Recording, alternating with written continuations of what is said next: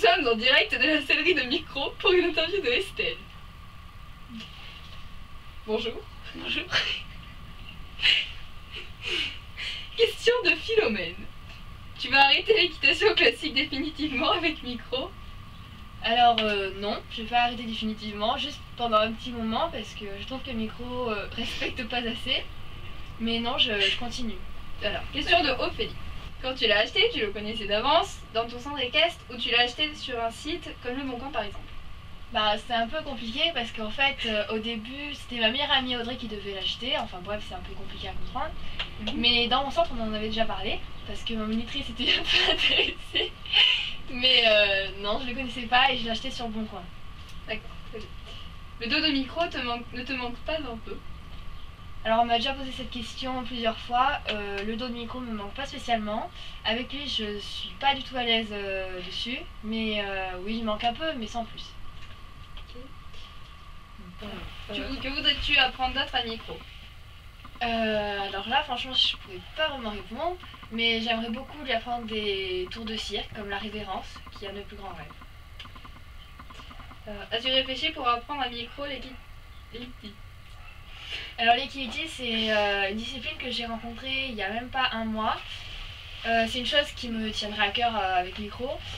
Mais après, pour le moment, j'ai pas d'accessoires ni quoi que ce soit, mais je pense le faire sauter en liberté, sans longe, sans quoi que ce soit, juste avec la voix et des gestes. Dans ton centre équestre, as-tu un autre chouchou?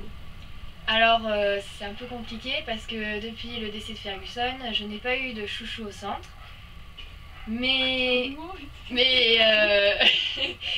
on va dire que je me suis accrochée à un poney que j'aime déjà beaucoup depuis un moment. C'est Dynamite. Ah ouais, un petit coup de cœur, mais personne ne pourra remplacer Ferguson. As-tu des exemples sur Skyrock, Facebook Alors, j'ai des exemples sur Skyrock qui sont donc Ultra et Cassandre. Mais bon, comme tout le monde le sait, leur histoire ne se finit pas vraiment bien pour le moment. Bon, c'est pas ma vie donc je vais pas m'étaler dessus. Après, j'aime beaucoup Millie et Alicia parce qu'elles ont une histoire vraiment fabuleuse, elles ont du courage toutes les deux. Après, Tartare, Bianca et Alexia, c'est un coup de cœur aussi que j'ai. Après, il y en a plein d'autres que je ne vais pas tous citer, sinon je prendrais vraiment beaucoup de temps. Après, sur Facebook, pas spécialement, parce que c'est surtout les gens de Skyrock qui se sont inscrits. Et après, mes exemples, je dirais que c'est une fille dans mon centre équestre, Justine et Nymph. C'est des personnes que j'aime beaucoup.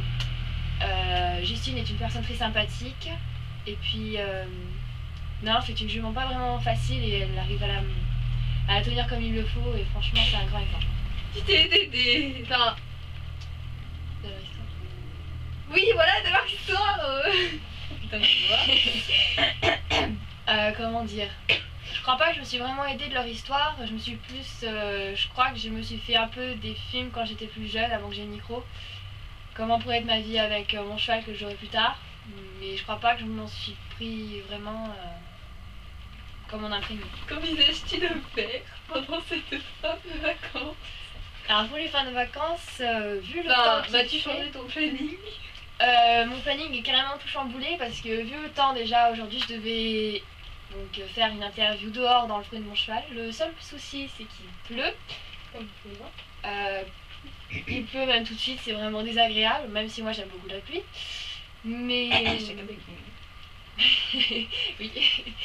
Mais oui, mon planning est tout chamboulé, je sais pas comment faire. Micro, je voudrais longer juste au pas et au trot pour recommencer à me muscler, mais vu le temps, c'est pas facile.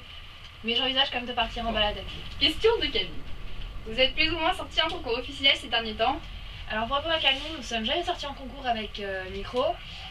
Ce n'est pas vraiment mon but.